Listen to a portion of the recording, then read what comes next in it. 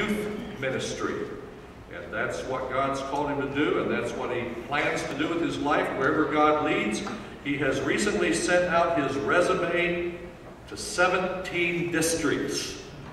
That's going to be exciting for us and for you, David, to find out which of those districts the Lord leads him to. And of course, we'd be very happy if the Lord led him close by here so we could see him now and then. And David is going to be speaking to us tonight on accountability. Hello. If you grab your Bibles and turn to Proverbs 27:17.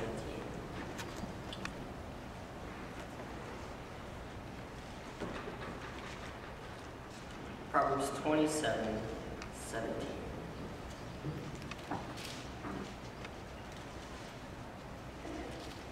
It says, "As iron sharpens iron, so one man sharpens another.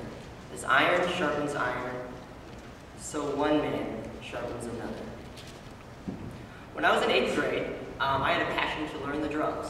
I didn't have a drum set, so I had to make one out of pots and pans and anything I could find in the house that made noise. I even remember I had a saw blade as a cymbal because it made a little ting sound. So my family wasn't really a musical family, but I had a passion to play the drums. I mean, I saw drums in youth group, I saw drums in the church, I saw it on TV, and I wanted to play. But it was kind of hard to play when you didn't have a real drum set. So I kind of gave up on that for a while. But then my parents, they got me a drum set, and I was so excited, and I just played and I played. But being young, and I loved to skateboard, and I loved to be outside, I kind of let that go, and I just kind of got too busy to practice playing the drums. But do you want to know the secret to how I'm still playing the drums today, and how God is using me to play in the youth group and in the church and in just different organizations at church? It was through my brother Jared, my older brother Jared. He's a youth pastor now in North Carolina. He's 4 years older than me. But at the same time that I was learning to play the drums, he was learning to play guitar. And it's just awesome how God did that individually in each of us. And because we both wanted to play, we grew on each other. And now we are both musicians and we love to play.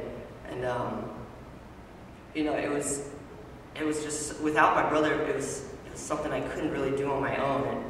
And I tried to do it, but my passion, it wasn't what got me through, and I didn't have what it took. And then the same goes for Jared. He needed me at times to jam, and we loved to jam. I mean, we didn't know very much. He knew a couple chords. I knew like a drum beat and could barely even tap a cymbal, but we loved to play, and we would play all day.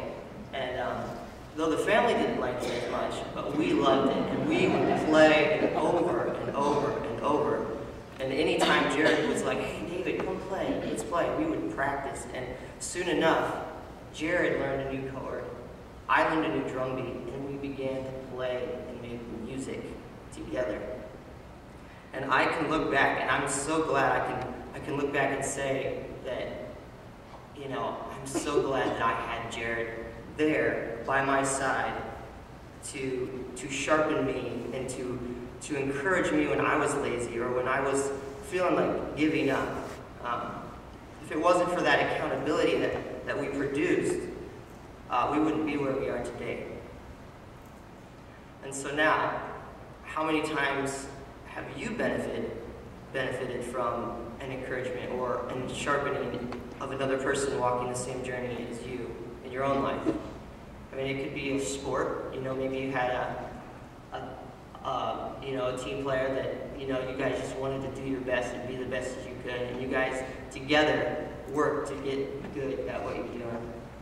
Maybe it's an instrument, just like me. Maybe you have a friend, or maybe you have an older brother or a younger brother, and you guys just encourage each other to get better. Maybe it's a friend that you just have in your Christian walk, in your faith, and together you guys have sharpened each other, and you guys together have grown to where you are today. Whatever the case is, we know that keeping commitments is not easy, and we need encouragement from other people. Isn't it great how God created us to sharpen one another? As iron sharpens iron, so one man sharpens another.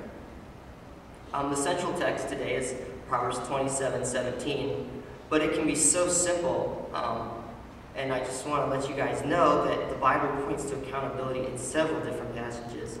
And so if you just listen to a couple of these passages, you don't have to turn there. You can write them down if you want.